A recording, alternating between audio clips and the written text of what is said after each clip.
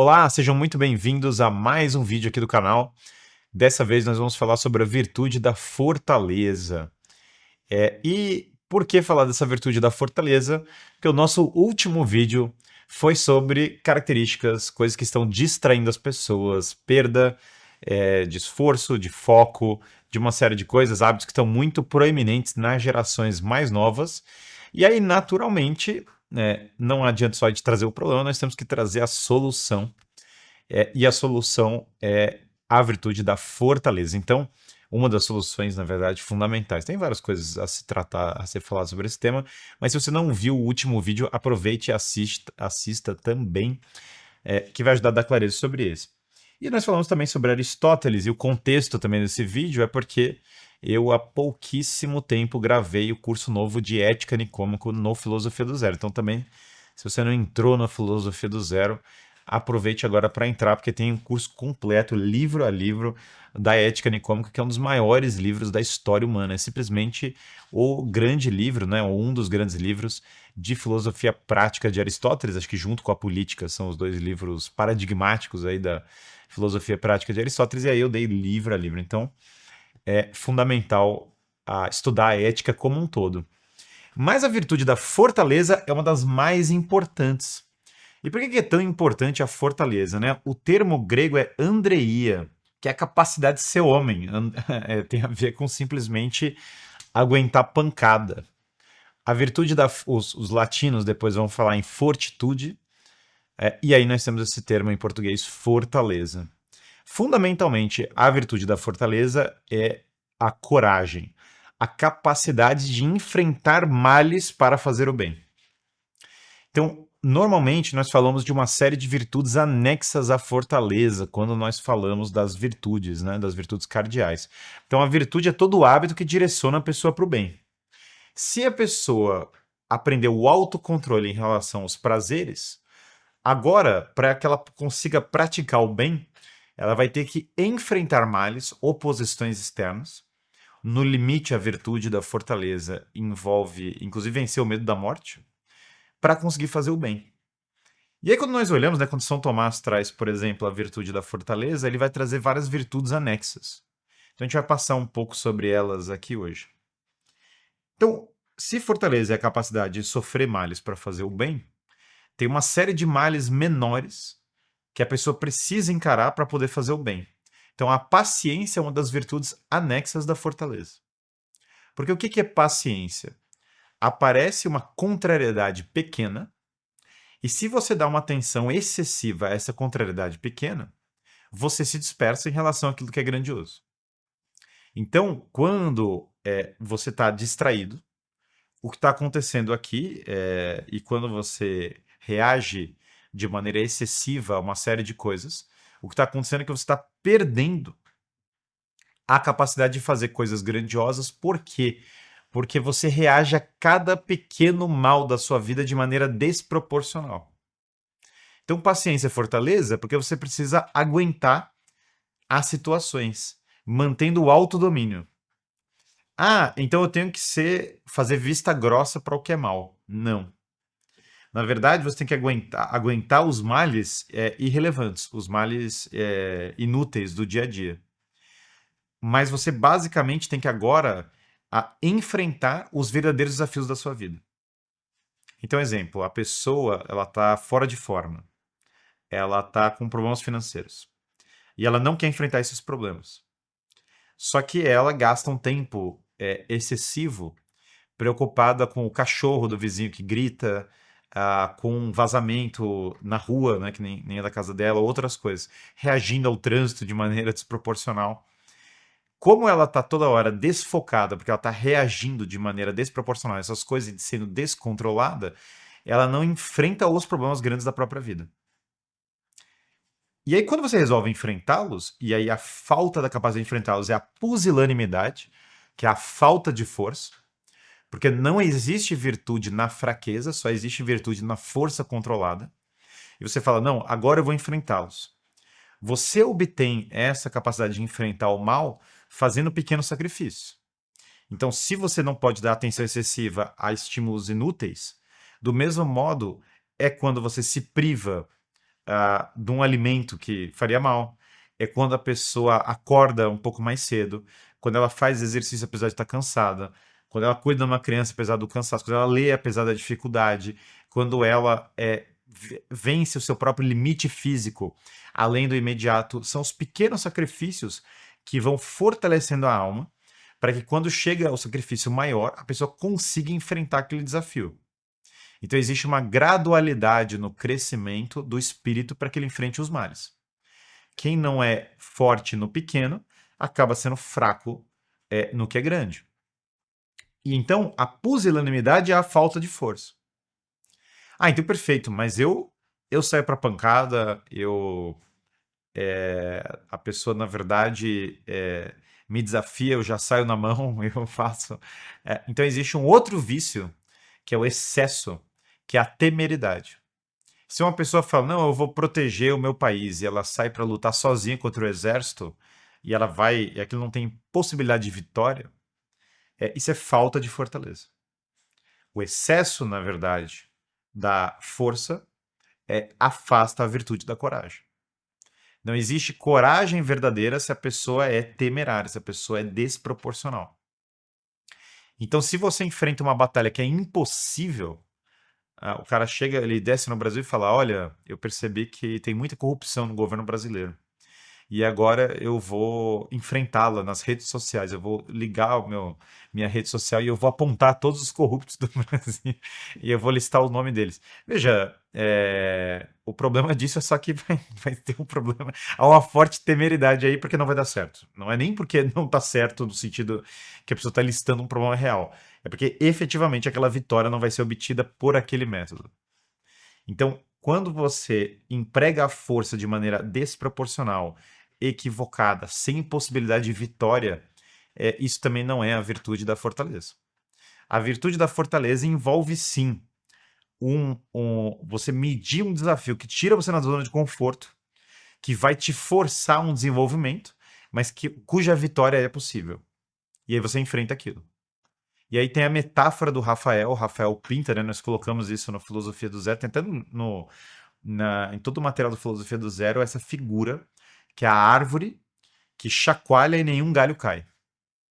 É a pessoa que mantém a serenidade em situações de extrema dificuldade.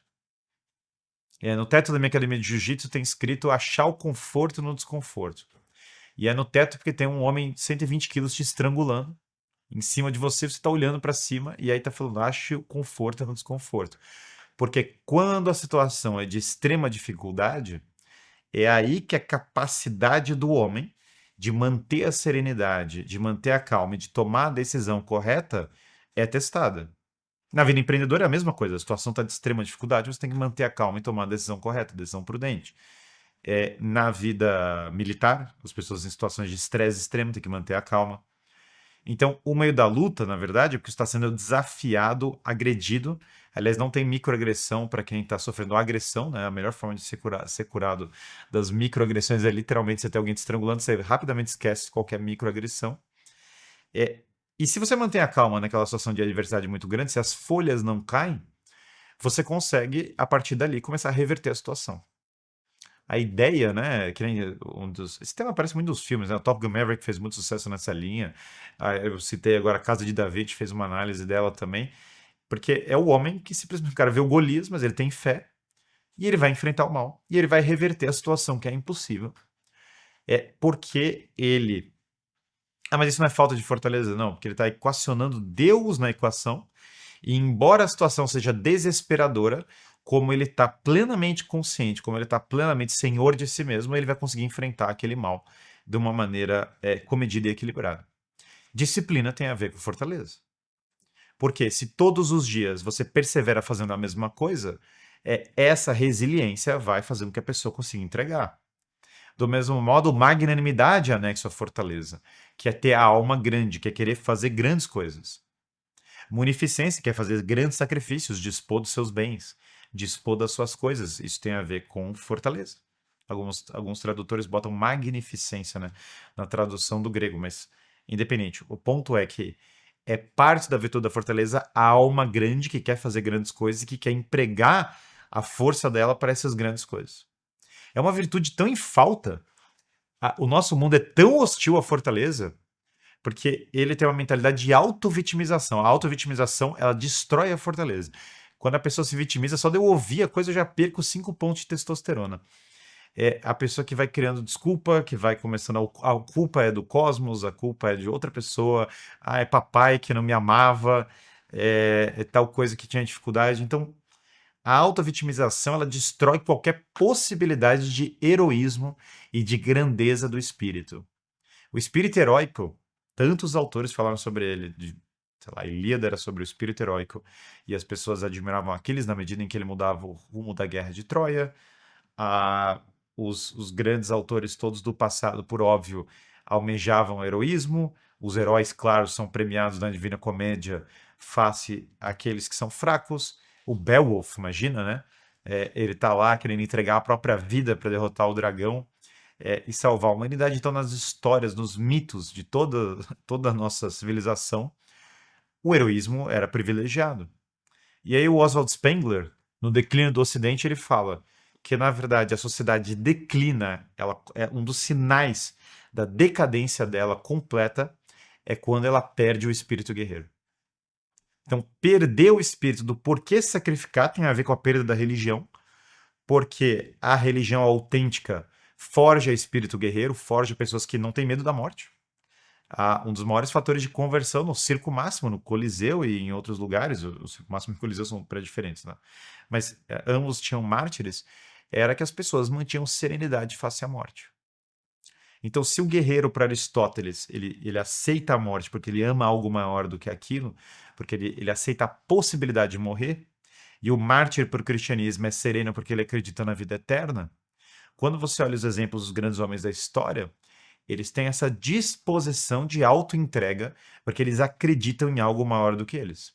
E se você perde esse espírito religioso e você perde o espírito guerreiro, fala o Spengler, a sua cultura começa a colocar o dinheiro em primeiro lugar. Aí a gente entra no nosso vídeo que a gente fez recentemente sobre dinheiro também, é outro tema. E aí depois coloca o prazer. Modelo platônico, na verdade, Platão faz essa mesma escadinha da decadência.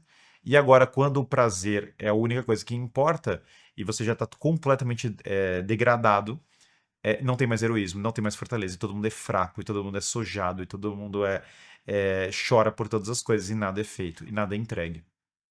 Então, essa é engraçado, porque, na verdade, esse termo andreia, né? Porque muito da demonização da masculinidade, no fundo, é uma demonização da fortaleza. As pessoas da sociedade, elas privilegiam o culto da auto-vitimização versus o culto da força e o culto do fortalecimento da pessoa. Mas eu sou fraco mesmo.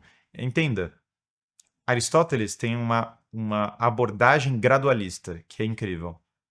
Nada te impede de ir ficando mais forte cada dia.